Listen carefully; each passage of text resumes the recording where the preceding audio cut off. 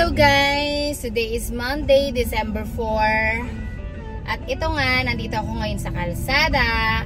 Kukuha ko ngayon guys ng DTI para sa aming i-open na business. I'm so kabado. Patayin na natin ito. So, kabadong-kabado ako ngayon guys. Kasi syempre, hindi biro ang mag-open ng business. Pero, we will try our best kasi try and try until you succeed, diba? Yan ang ating kasabihan.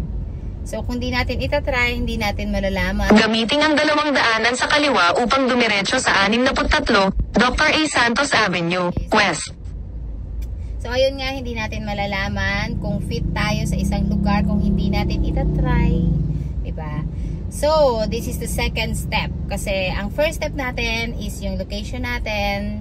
Yung pagrentahan natin ng ating place is bayad na. So, second is syempre yung permit. Actually, alanganin ako kasi nga December na. So, balak ko sana is January. Pero, ang DTI naman is 5 years bago siya ma-expire. So, after this, mag-iintay na lang kami ng January para doon na ako mag-asikaso ng mga mayor's permit. Kasi ang i-open natin is pet shop and masyado siyang maraming permit na kailangan. Syempre, kailangan pa dun sa animal something. Kasi magbebenta tayo ng mga puppies. So, ayun lang. Ito yung pinaka first na permit na kukunin ko. Then, by January, saka ko na isusunod yung iba. So, ayun lang, guys. Samahan niyo ako sa ating journey na pag-open ng business. Actually, nag-open na ako before ng business, which is ito ngang Tapsilogan.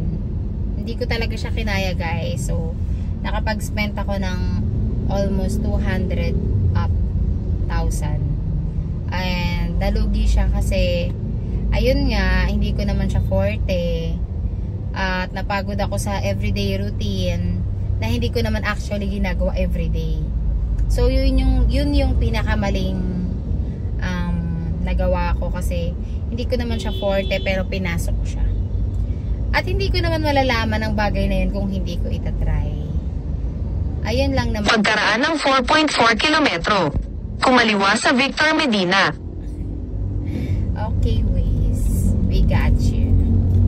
So, ayun lang guys. Samahan niyo ako sa ating journey na pag-open ng business. At sa mga nag-iisip na mag-business din, gawin nyo na yan ngayon. Tumatakbo ang oras natin guys. Gawin nyo na. Now na!